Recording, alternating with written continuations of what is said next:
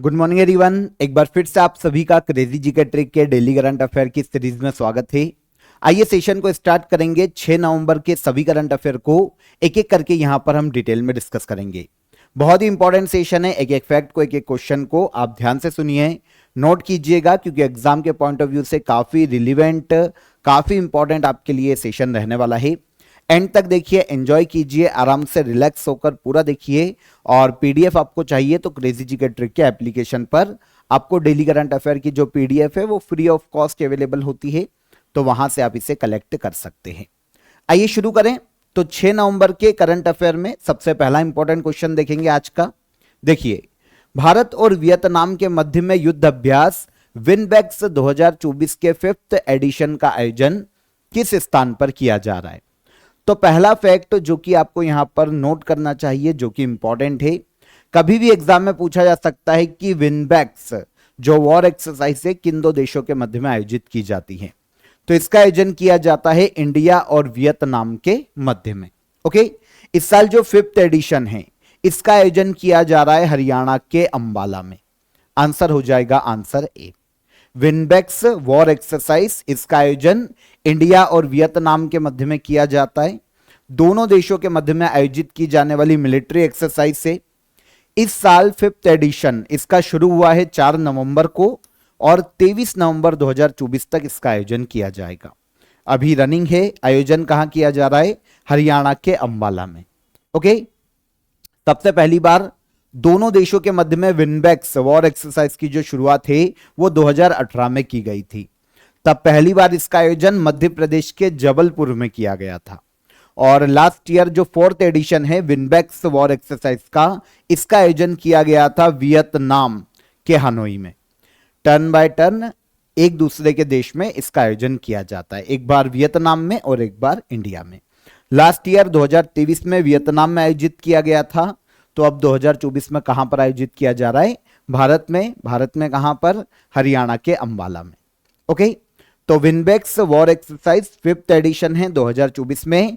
4 नवंबर से 23 नवंबर तक इसका आयोजन हरियाणा के अंबाला में किया जा रहा है, इंडिया और वियतनाम के मध्य में। सेकेंड क्वेश्चन, केंद्र शासित प्रदेश जम्मू कश्मीर का विधानसभा अध्यक्ष किसे चुना गया?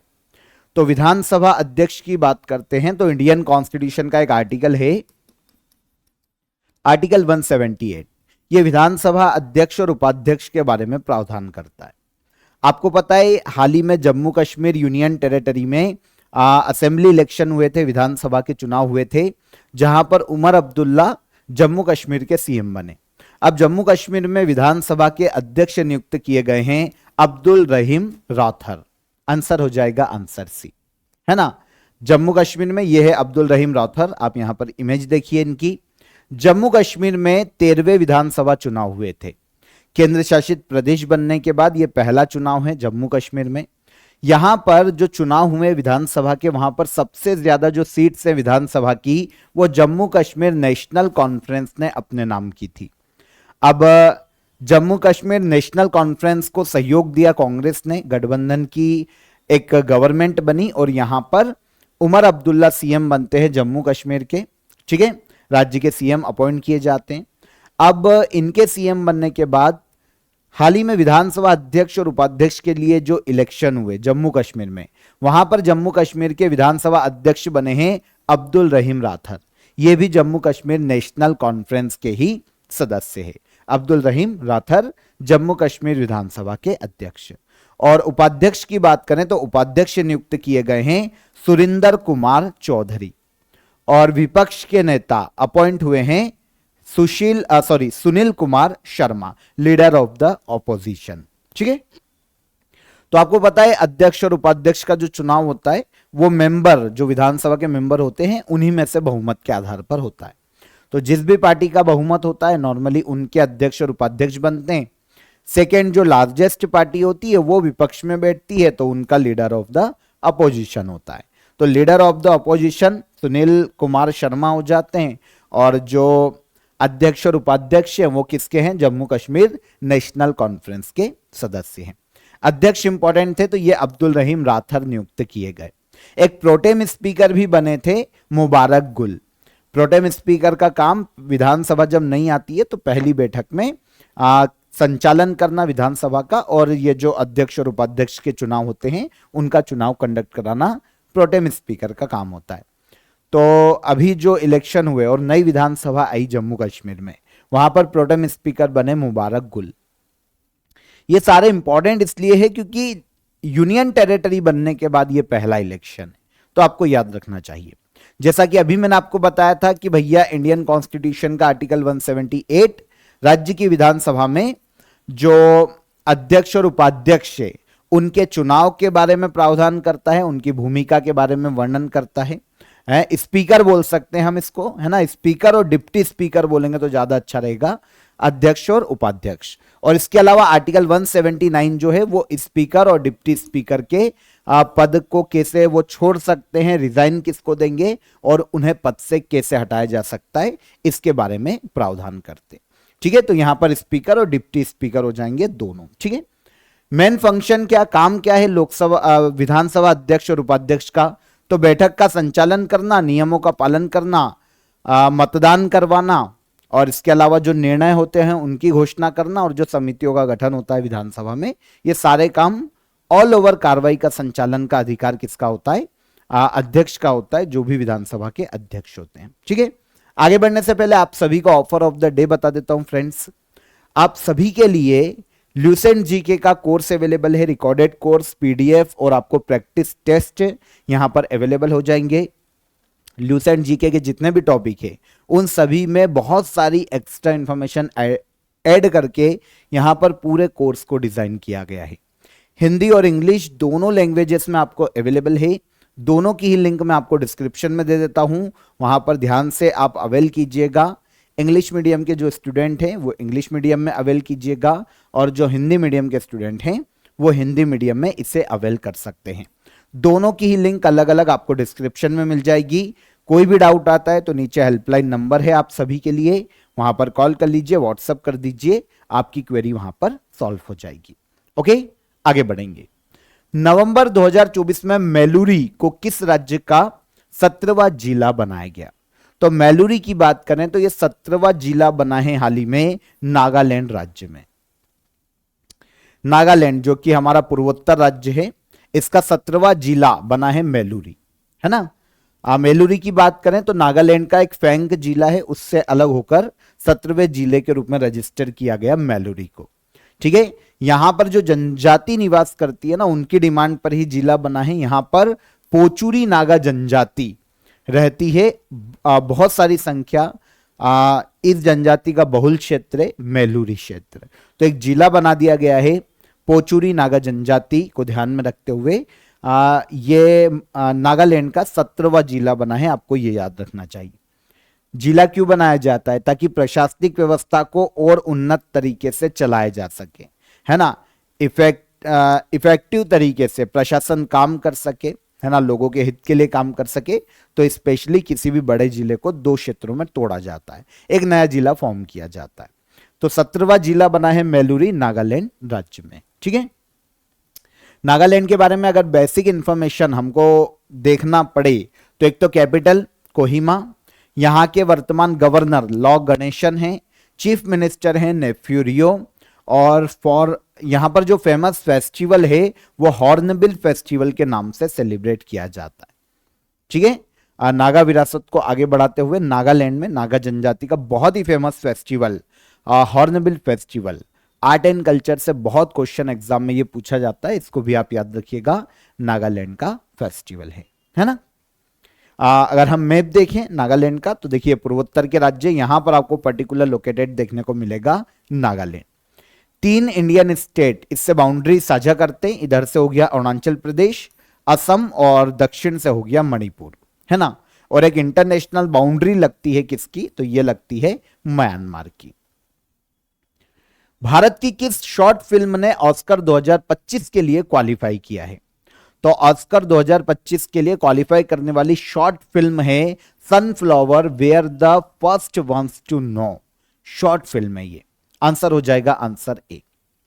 ऑस्कर 2025 जो कि नेक्स्ट ईयर दिए जाएंगे उसके लिए क्वालिफाई किया है शॉर्ट फिल्म कैटेगरी में sunflower were the first ones to know. यहां पर ये मूवी है, शॉर्ट मूवी है, एक film and television institute of India FTII है ना, फिल्म और टेलीविजन के लिए सबसे बड़ा संस्थान है, उसके छात्र हैं चिदानंद S नायक। इन्होंने डायरेक्ट किया है इस शॉर्ट मूवी को। तो शॉर्ट मूवी में नॉर्मली एक महिला की कहानी है जो कि गांव में मुर्गा चुरा लेती है या फिर कुछ चीज, मुर्गा स्पेशली चुरा लेती है, और बाद में फिर क्या परिस्थिति थी उसके सामने, वो कैसे अपने आप को डिफेंड करती है, इन सभी पर आधारित ये शॉर्ट मूवी है छात्र चिदानंद S नायक की। मूवी का नाम है sunflower were the first ones to know. ठीक है, ऑस्कर 2025 के लिए live action short film category में इसे क्वालिफिकेशन मिला है या इसको भेजा गया है। ठीक है, वैसे आपको यहां पर पता होना चाहिए कि इससे पहले गवर्नमेंट की ओर से, जो हमारी सेंट्रल गवर्नमेंट है उसकी ओर से ऑफिशियली ऑस्कर 2025 के लिए हमारे यहां की मूवी लापता लेडीज को भेजा गया है। ऑफिशियल एंट्री है इंडियन गवर्नमेंट की। ठीक है, बेस्ट फॉरेन कैटेगरी में लापता लेडीज। ठीक है, इसे ऑफिशियल एंट्री दी गई है भारत सरकार की तरफ से। यहां पर short film sunflower were the first ones to know एक और अवार्ड अभी जीत कर आई थी, जो कांस फिल्म फेस्टिवल हुआ था, है ना, फ्रांस के कांस में। वहां पर इन्होंने, इस मूवी ने लॉस सिनेफ अवार्ड अपने नाम किया था, sunflower were the first ones to know ने। और अब शॉर्ट फिल्म कैटेगरी में इसे ऑस्कर में भेजा गया है, ऑस्कर के लिए इसने क्वालिफाई किया है। वर्ल्ड सुनामी अवेयरनेस डे कब मनाया जाता है? वर्ल्ड सुनामी अवेयरनेस डे हर साल मनाया जाता है 5 नवंबर को, 5 नवंबर, वर्ल्ड सुनामी अवेयरनेस डे।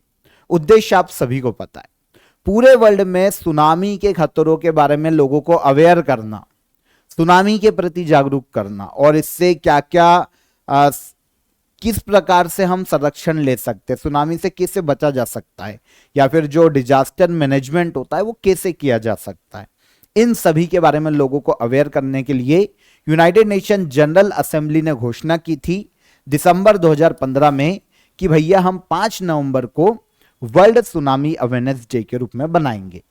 घोषणा करी दिसंबर 2015 में, लेकिन पहली बार बनाया गया 2016 में, 5 नवंबर को वर्ल्ड सुनामी अवेयरनेस डे। ठीक है,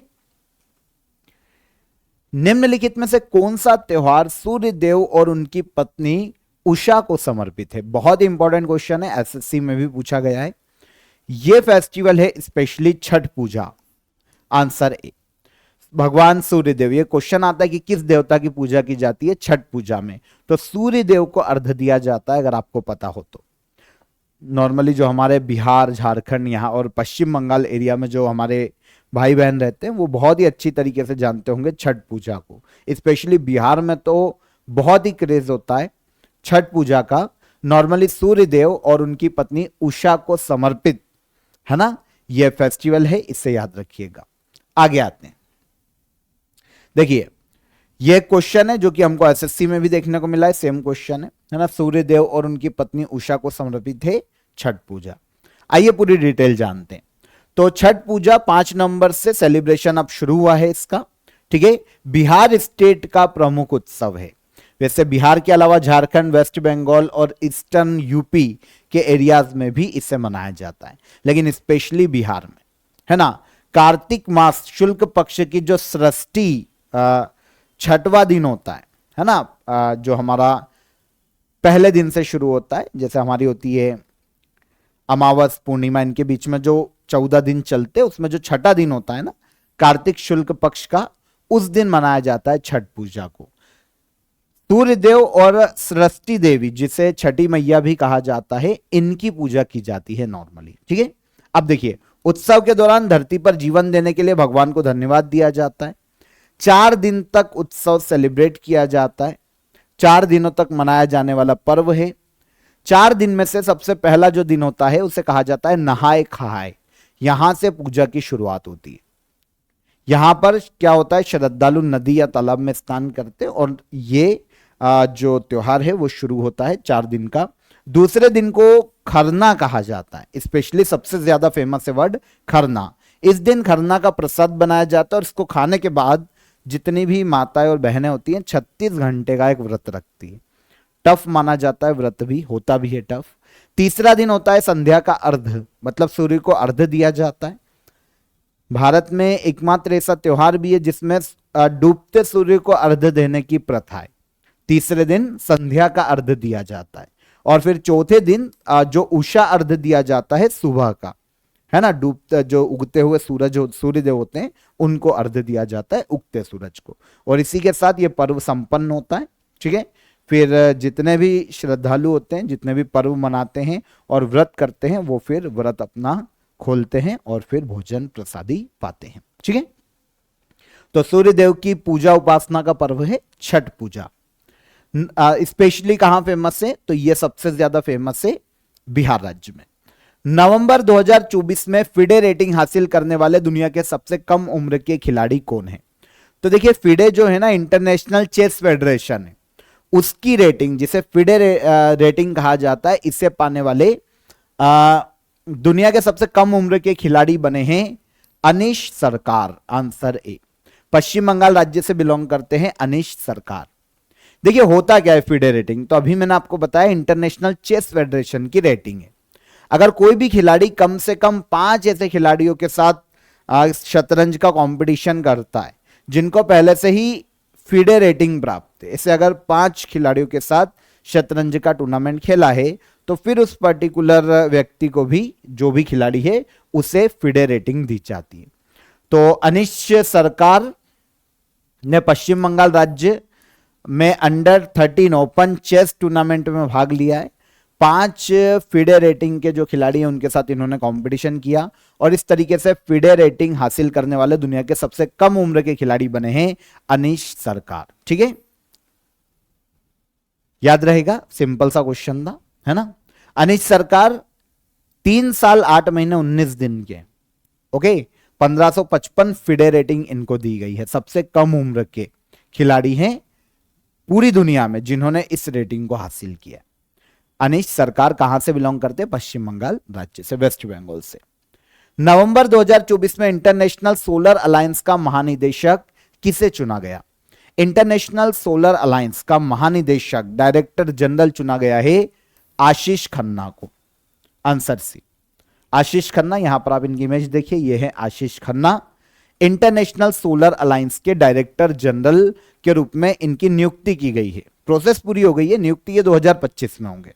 ठीक है, इंटरनेशनल सोलर अलायंस के बारे में आपको काफी बार बता चुका हूं, आगे फिर बताऊंगा, अभी इनको देख लेते हैं। नवंबर 2024 में इंटरनेशनल सोलर अलायंस के 7वें सेशन का आयोजन हाल ही में किया गया था, नई दिल्ली में सभा हुई थी इंटरनेशनल सोलर अलायंस की। यहां पर आशीष खन्ना को अजय माथुर के स्थान पर इंटरनेशनल सोलर अलायंस का डायरेक्टर जनरल अपॉइंट किया गया। मार्च 2025 तक अजय माथुर का कार्यकाल चलेगा और जैसे ही कार्यकाल खत्म होगा ज्वाइन कर लेंगे कौन? आशीष खन्ना। मार्च 2025 में ज्वाइन करेंगे, अपना पद संभालेंगे डायरेक्टर जनरल के रूप में इंटरनेशनल सोलर अलायंस में। ठीक है, देखिए इंटरनेशनल सोलर अलायंस जो भूमध्य रेखा के आसपास के जो देश है, स्पेशली हम कर्क रेखा और मकर रेखा के बीच के देशों को यहां पर इंक्लूड करते हैं, ट्रॉपिक ऑफ कैंसर और ट्रॉपिक ऑफ कैप्रिकॉर्न, इनके मध्य के जो देश है ना, वहां पर सबसे अच्छा बेनिफिट उनको मिलता है सोलर एनर्जी, है ना। संसाधन संपन्न देश माने जाते हैं सभी, क्योंकि यहां पर गर्मी बहुत ज्यादा होती है, सूर्य की रोशनी सीधी आती है। तो यहां पर सोलर एनर्जी को बढ़ावा देने के लिए, रिन्यूएबल एनर्जी के रूप में सोलर एनर्जी को बढ़ावा दिया जा सके इन देशों के मध्य में, इसके लिए एक अलायंस बनाई गई है, इंटरनेशनल सोलर अलायंस। इंपॉर्टेंट इसलिए है क्योंकि 2015 में इसके फाउंडेशन जो देश थे ना, वो इंडिया और फ्रांस है। भारत और फ्रांस ने मिलकर इंटरनेशनल सोलर अलायंस को बनाया है।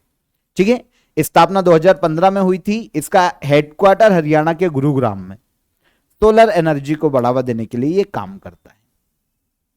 ठीक है, याद रहेगा, इंपॉर्टेंट है। इसके हाल ही में नए डायरेक्टर जनरल कौन अपॉइंट किए गए? तो ये आशीष खन्ना बने हैं। अब जो 7वीं जनरल मीटिंग हुई है इंटरनेशनल सोलर अलायंस की, उसमें देखिए 2024 से 2026 तक के लिए भारत को इसका अध्यक्ष बनाया गया और फ्रांस को इसका उपाध्यक्ष चुना गया। यह भी एक इंपॉर्टेंट फैक्टर है, याद रखना। हेडक्वार्टर हरियाणा के गुरुग्राम में। अंडर 19 वर्ल्ड बॉक्सिंग चैंपियनशिप 2024 में भारत ने कुल कितने मेडल अपने नाम किए? तो अंडर 19 वर्ल्ड बॉक्सिंग चैंपियनशिप आयोजन किया गया था यूएसए। इसमें भारत ने टोटल 17 मेडल अपने नाम किए।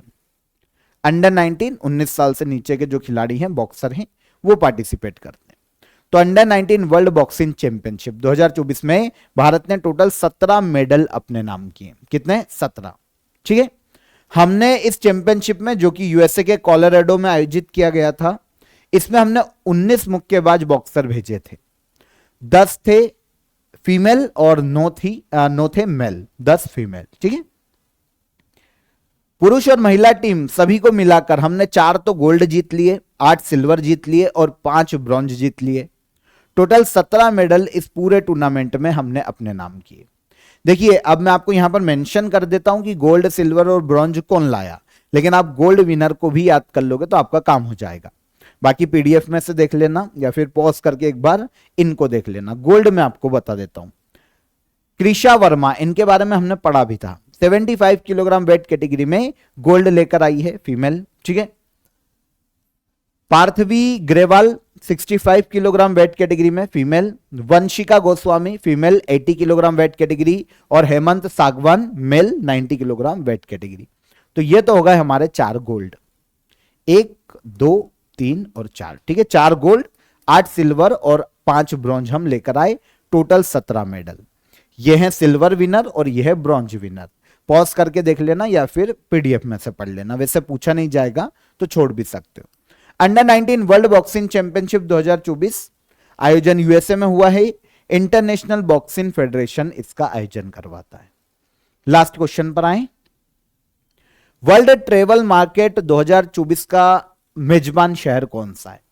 वर्ल्ड ट्रेवल मार्केट प्रोग्राम, इसका आयोजन किया गया है लंदन में। कहां पर? लंदन। ठीक है। लंदन में हाल ही में वर्ल्ड, अगर आप देखेंगे तो ये लिखा है लंदन। ठीक है। World travel market programme actual में है क्या?